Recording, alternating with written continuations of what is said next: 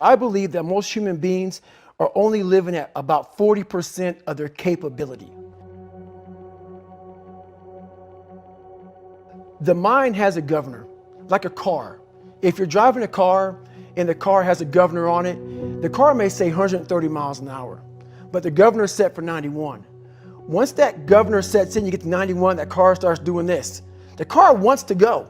The car wants to go, but that fucking factory said, we're not going past 91. We have a factory, a nice governor in our brain, and it's a survival mechanism. It protects us from pain and suffering. The second we feel that shit, our mind says, oh no, this isn't fun. We should back off. We should sit down, find something more comfortable. And there's something about the mind. The mind has the tactical advantage over you at all times.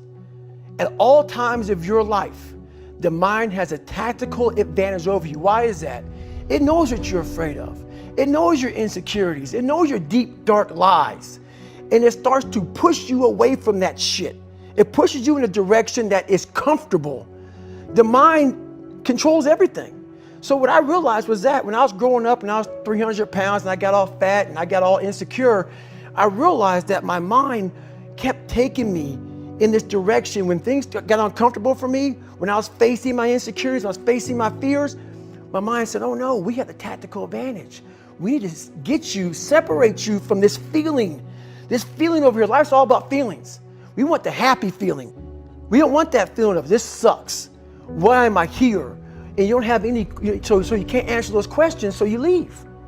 I started realizing that if in that moment you can answer those up questions and you are now in charge of your brain versus your brain ruling you, that's where all that stuff comes from. So the 40% rule is all of that. You get to 40%, your brain says, we're done. Let's roll, man. This is starting to get painful. This is uncomfortable. So you sit down.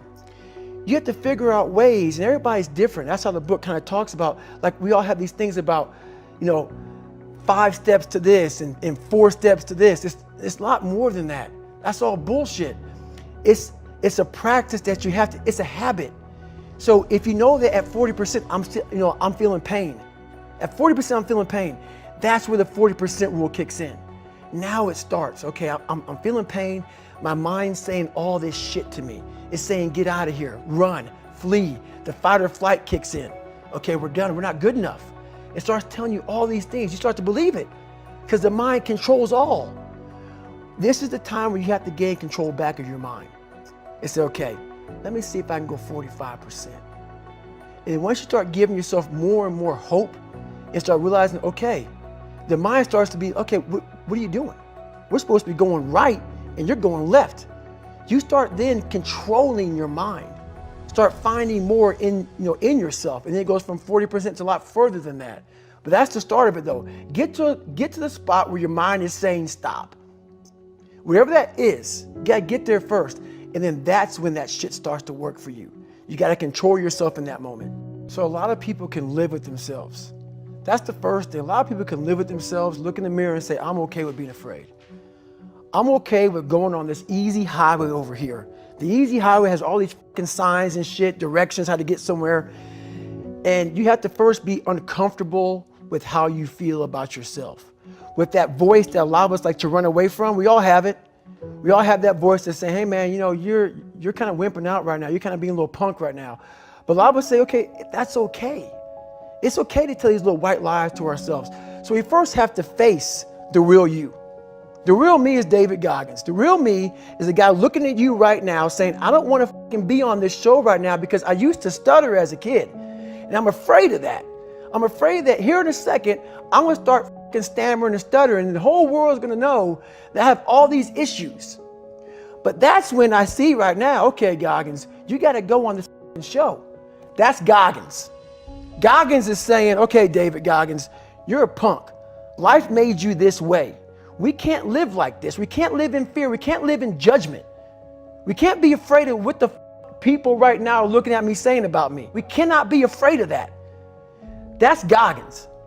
Goggins saying, all of you who don't like me, who don't want to, and that person then comes in. But you have to be David Goggins and say, man, I'm afraid of this. I'm fucked up here. Life made me this way here. I stutter. I have these issues with reading and writing, and I'm fat and I'm insecure. You have to face that in that dark room. In that dark room is who you are.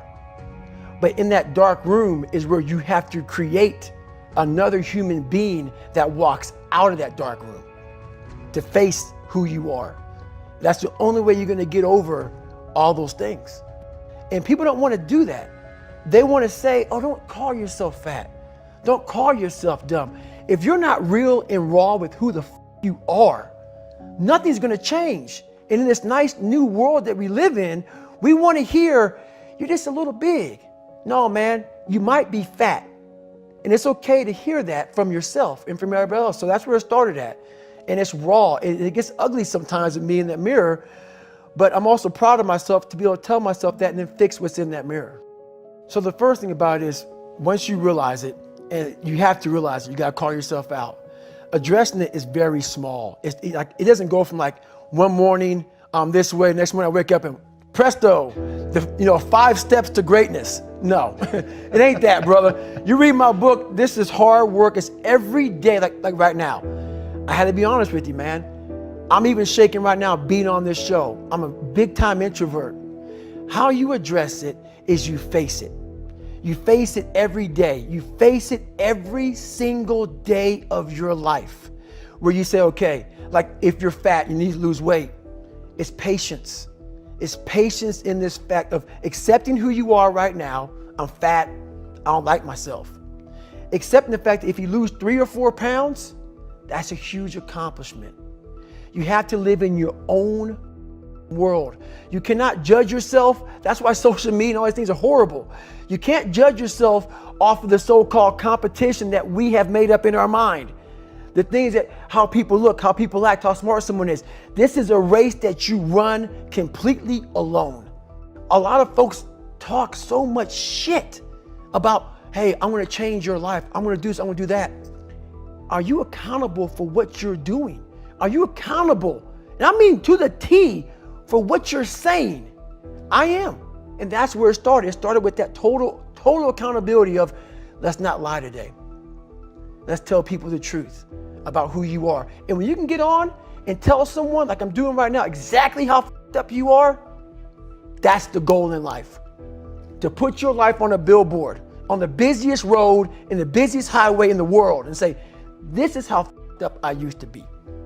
Take it or leave it.